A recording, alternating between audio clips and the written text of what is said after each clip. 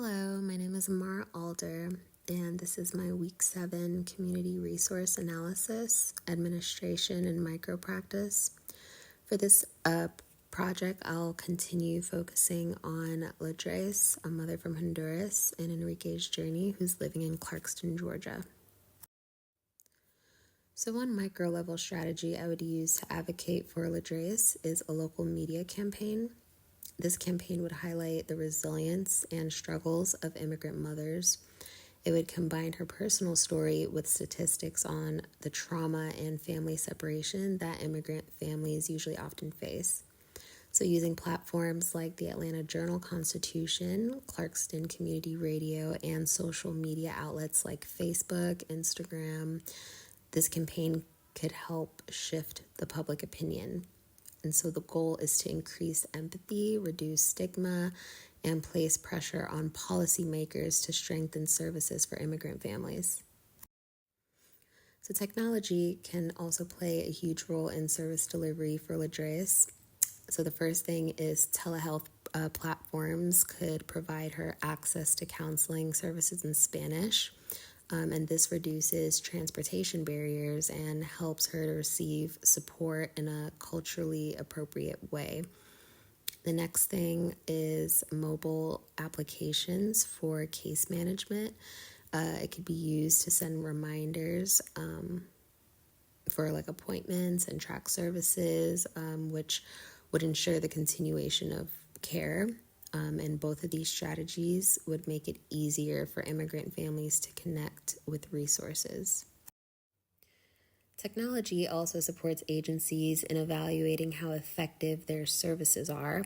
For example, data dashboards could track outcomes like family reunification, employment stability, and housing security.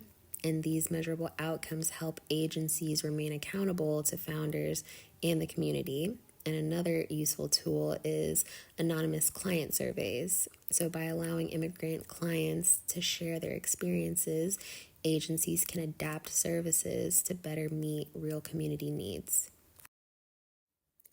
Fundraising is also critical for sustainability. One strategy would be applying for grants from organizations like Catholic Charities, the Hispanic Federation, or federal programs through the SAMHSA. And to do this successfully, agencies need to first identify the grants that match their goals, then gather local data through needs assessments and collaborate with other nonprofits.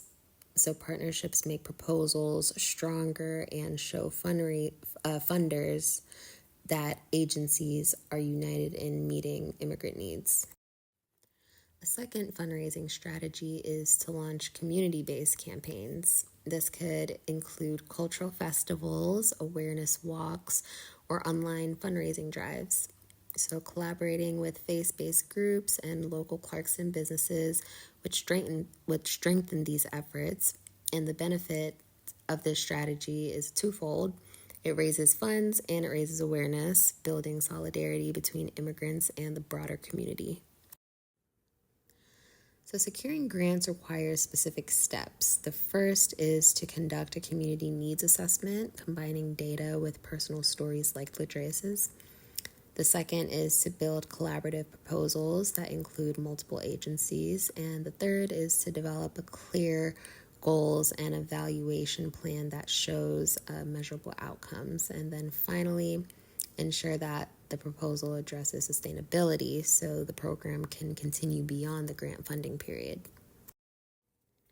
So in conclusion, 3 macro strategies can really impact Ladres and immigrant families in Clarkston. The first is media campaigns raise awareness and influence public policy. Second, technology improves both service delivery and agency accountability.